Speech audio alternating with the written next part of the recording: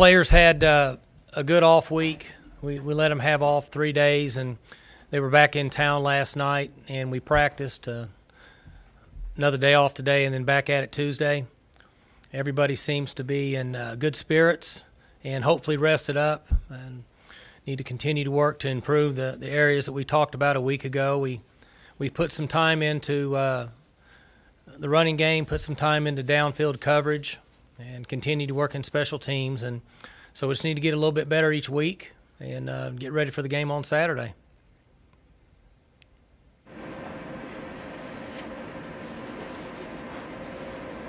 Mike, did you like the balance to your bye week in terms of rest and practice time? I think so. We'll know a lot more on how they react this week. It's a little different for us, but if we practice good this week and we play with a lot of energy, then it worked out for our team.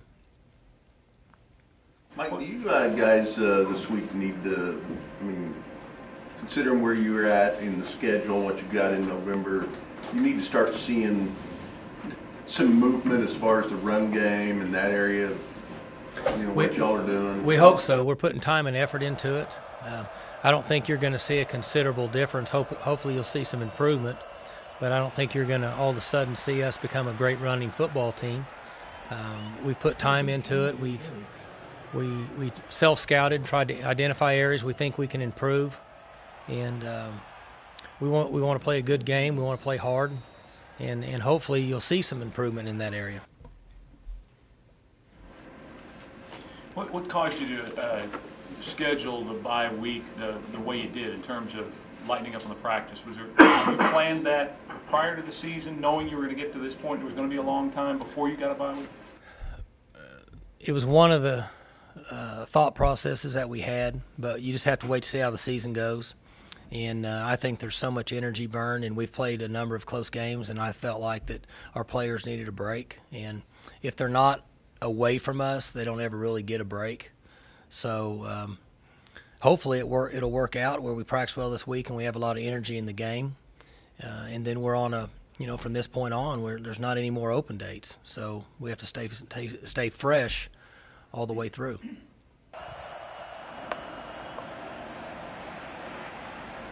Mike, it seems there's always been a lot of talk about depth at receiver. It seems to really be playing out this year. A lot of guys catching balls, double-digit numbers. What's that mean for a quarterback when he can rely on anybody anywhere?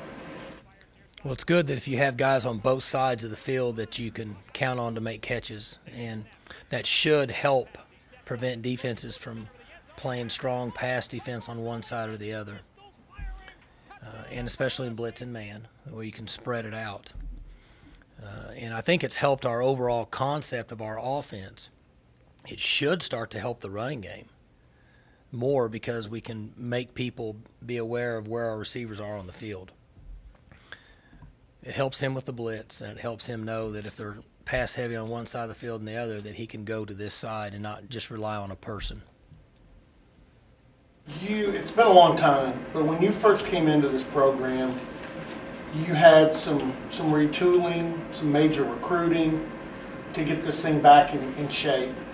Can you even put yourself or look at what David Beatty's got in what he's doing at Kansas and kind of empathize a little bit with the situation he's in now?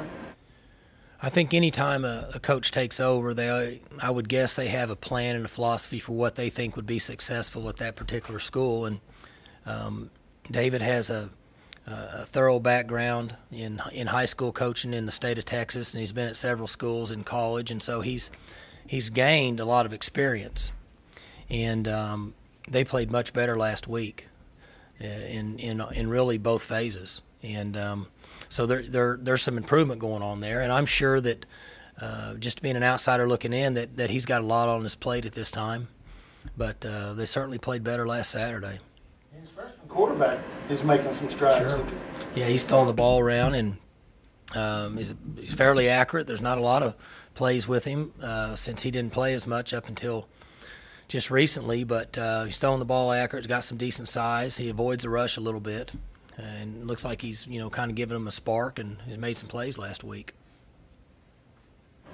What makes Glenn Spencer so good at getting his guys locked in each week? It seems like he maximizes blocking out any kind of distraction, that kind of thing, but his guys seem to follow that. I think that some people have a unique ability to teach and coach and train young people and to get them focused at what really matters.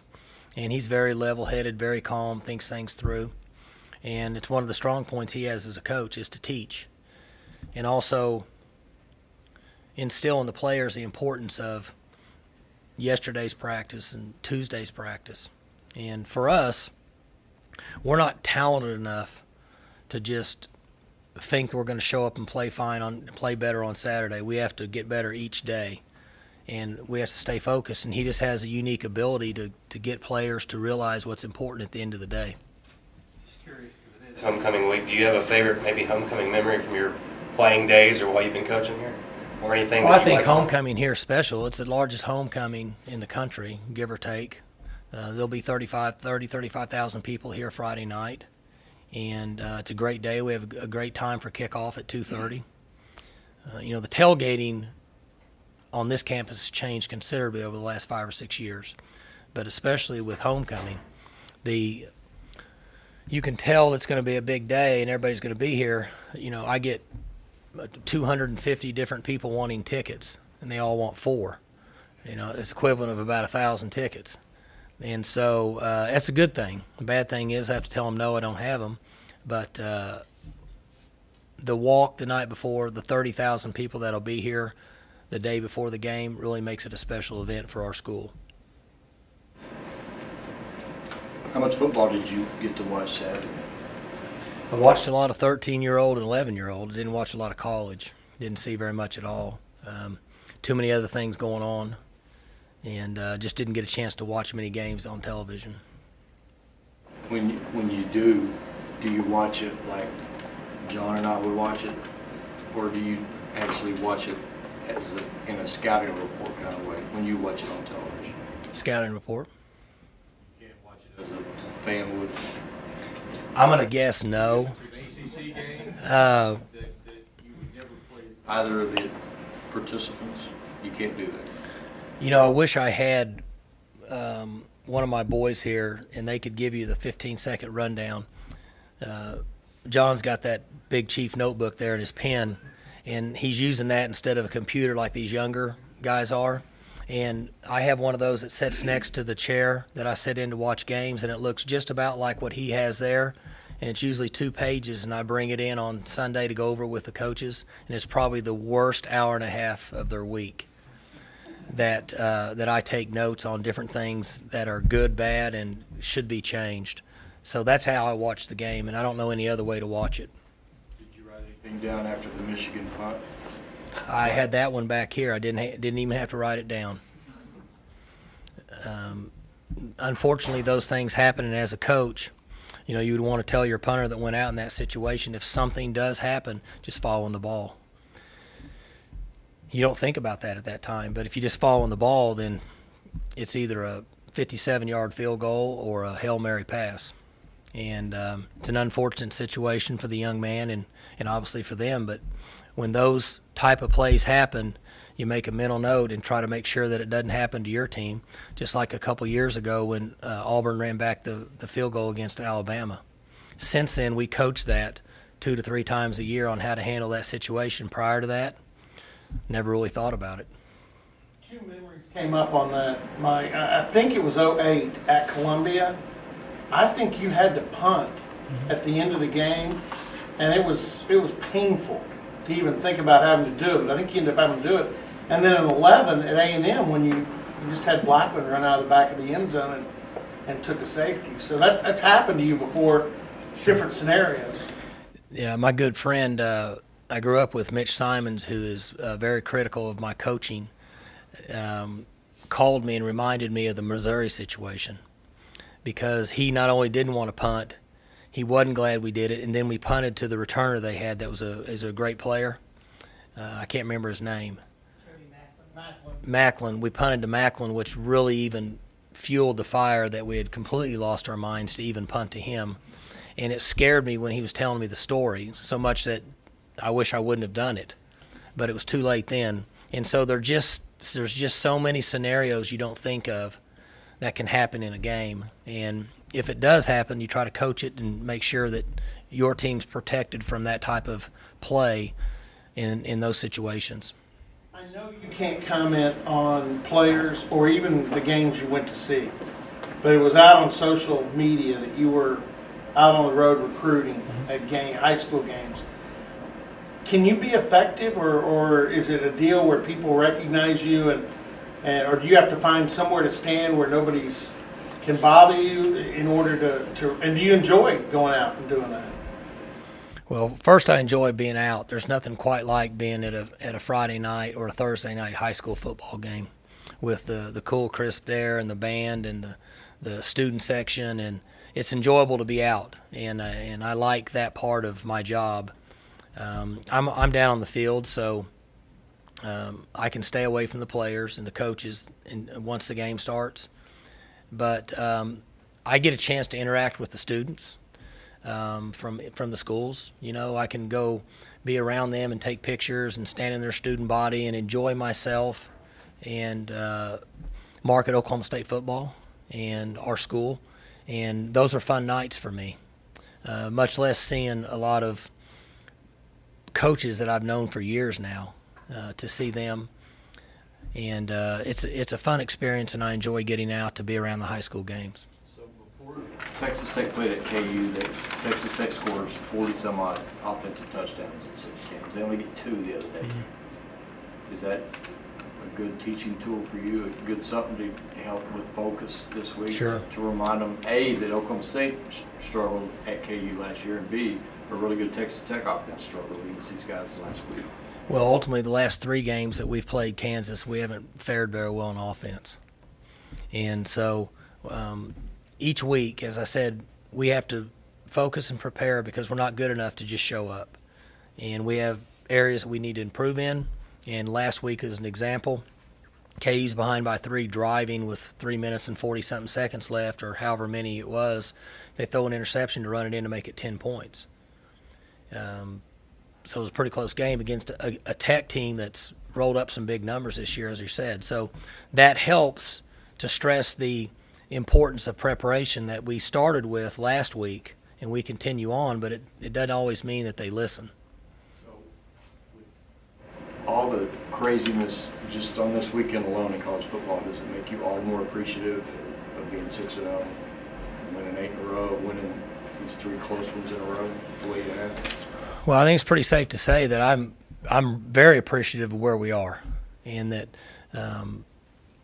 there's close games across the country, and to win some late, it's what it takes in order to have a good season, because you could be the same football team and be 4-2. I mean, just right there at the end. So we all understand that, and we appreciate it. And it's just, I mean, I've said it this is the 4th or 5th year, and it's going to be this way from now on, that it's hard to compare what 2 teams did and say, okay, well, these teams played this way, and so this next game is going to be like that because you played that team and beat them different. It's not that way anymore. It's about matchups, and it's about getting the players prepared. It's about their focus, and in my opinion, that's more important than the rest of it, unless you're just so talented that it doesn't matter. With it being halfway in the season pretty much, how would you evaluate the true freshman class, the remaining 4 players that played this season so far? How would you define their performance so far? Darian is playing better than what I thought a true freshman would play in the defensive line. McCleskey is giving us some plays. He's got speed. He's in there at punt return. He's getting a little better. You know, he's dropped a couple, but he's learning. We knew going in he probably would. Magruder has been good for us in special teams and is learning to play defense. He's still a ways behind, but he's getting better. And who's the other guy? Carr. Oh, Carr, yeah. Jeff hadn't got to play as much, but our goal with him was to get some reps, to teach him just like we have the other backs that are young that we think are going to be good players, and then he's helped us in special teams. He hadn't been as productive. He hadn't had as many plays. But we're glad that we've played all of them, and we're glad that we were able to redshirt so many players. Of course, Signers also helped that special teams as well. Sure. He's a second-year guy, though. Right. Yeah, he's a freshman, but we redshirted him last year. But he certainly had a good game at West Virginia. Mike, speaking of Carr and McCleskey, in the return game, because normally your teams have had some big plays that have helped out in the return game. You think in the second half of the season those kids could have a little more success? And again, on McCleskey's part, I consider that kind of successful because he catches every ball, which really helps you field position-wise. He's fair caught 2 balls he shouldn't have, and then there's been 3 that he should have fair catched or fair caught, whatever the English is on that he should have called for a fair catch. Other than that, we haven't had many opportunities on punt. I haven't been real pleased with our blocking on kickoff return. Ironically, the best we've blocked this year is against Kansas State, who's usually one of the top teams in the country. We competed better and fared better on kickoff return against them than we have anybody else. We've stressed that some this week. And if we can fit people up better, then Carr will look better returning kickoffs. There's been a lot of talk about how dominant your defense has been, but in 5 of these 6 games, your offense has been the first team to score. Getting that fast start, has that been as critical to your success as maybe a lot of the other factors? I think fast start's very important. We stress that. Our defense has played very good up to this point. I think the second half of the season will really be an indicator of how good we are, because we're going to play some really good teams over the next half of the season. It's just kind of the way that it's fallen when you break it up into offense and defense. But getting off to a fast start is important. When you're on the road, you can quiet the crowd, and when you're at home, you can get everybody going. How has Markel Martin been as a GA? I know he's just new this year. How's he been with players, just observing his coaching style? What's he done for you so far? He's learning. He's got a long ways to go as a coach, but it's a start for him. And I think he's understanding our lifestyle. And they get to a point, those guys that are ex-players that get in the role of being a coach, they get to a point where they have to make a decision. Is this the commitment that I or they want to make for an extended period of time? And he's learning. But he communicates well with our players. He's very intelligent. There's just such a difference in playing the game and coaching the game. And I think he's learning that at this time. Does he seem like the kind of guy who wants to move up the ranks and maybe be a full-time assistant some days and still figuring it out? I haven't been around him enough as a coach to know that. You would have to ask him. Again, I go back to the time commitment and the willingness to say this is all I'm going to do, and I have to fill in on the rest of the stuff when I have time. That's where they really have to make that decision, and it usually takes a year or two for those guys to figure out if that's the direction that they want to pursue. So how do you, it seems to me that Jordan Stearns would be one of the guys you've coached here who was a really good player and doesn't get talked about a whole lot. I'd agree with that. How do you view him, especially now with Ryan Simmons out? Is his presence on the defensive side of the ball just magnified that much more? His leadership presence, and he is a good tackler, and he makes a lot of plays. He's a coach's dream from a standpoint. I said this to you guys, I think, last week. There was 95 defensive plays, 100 give or so total, and then he's in special teams, and at the end of the game, he still wanted to be on special teams. He just has a very high energy level, and he's ultra competitive. Collisions, pain, those things are irrelevant in his playing saga, just the way he handles himself. And you don't find very many young men that are like that, but he certainly, up to this point, falls in that category. I asked him a couple weeks ago because he had a bunch of tackles and big collisions, and I asked him, how do you recover? How quickly do you recover, and how by midweek how you feel? And he said, I have a difficult Sunday, and then by Monday I'm ready to go. Mm-hmm. And he said, I live for this stuff. So I would agree with that. I think that sometimes players at our level will say one thing, lead you to a direction, and not really feel that way. I would believe that with him. Just late in the games, he wants in there, and his energy's at a high level. And it is a violent physical game that we play, and their bodies are stressed out. And there's a lot of truth to, I don't feel good for 2 or 3 days, I'm trying to recover the middle of the week to get ready to play in another game. And that comes back to the break that you asked about that we took this week. The reason we did is because they've stressed their bodies big time over the last month especially. And some guys can recover quicker than others. Some players can't overcome a little bit of pain and practice well on Tuesday. So that means they get 1 practice a week, which is Wednesday. And that's the give and take of what we do. But Stearns always practices good, and he always plays with a high level of energy. Who are another 2 or 3 guys you've coached here who would be in that class? Guys who were really super good and just didn't get Sean Lewis was a good player, and people talked about him, but on a national level, he didn't get a lot of recognition. In his own world, fighting through injuries and overlooking pain and playing, Kai Staley was that way. He was really valuable to our offense, and he couldn't practice on Tuesdays because everything he had was in pain, but he played well and he could overcome. He's very mentally tough. Nick Martinez. Sure. Most people wouldn't even recognize him, but you'd probably be happy to see him. And there's guys, we joke with them, but some guys are willing to do anything to play college football. A guy like Nick, I used to tell him that he should probably donate his body to biology after he's finished playing so they can just kind of do studies on what happens to you. There's certain players that are just the way they are. They don't care. They're going to play. They love to play the game, and they can just ignore pain. And he was one of those players. You run across guys like that. Broderick Brown was that way. Broderick Brown was undersized. He would make play after play, and he had ankles and knees and shoulders and you name it, and he had an issue. But he would play when he had to play. And for us as coaches, we enjoy being around young men that are willing to put the time and effort into it and do the right thing all the time. I heard today, Mike was talking about how he considers Stearns a role model. So his Stearns' value extends beyond just what he does on Saturdays. And that's a good one to watch. He's a good one to watch. And that's when I started the converse or the sentence by saying that he does as much for us as a leader as anything. That's kind of what I was referring to. You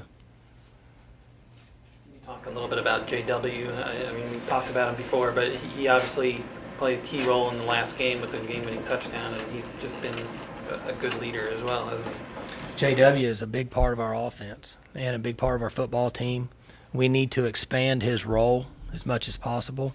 It's not as easy as what people think, but he has success when he's in there, and he kind of falls in the Stearns category. He's going to play and just keep going, and those are the kind of guys that make up a quality football team.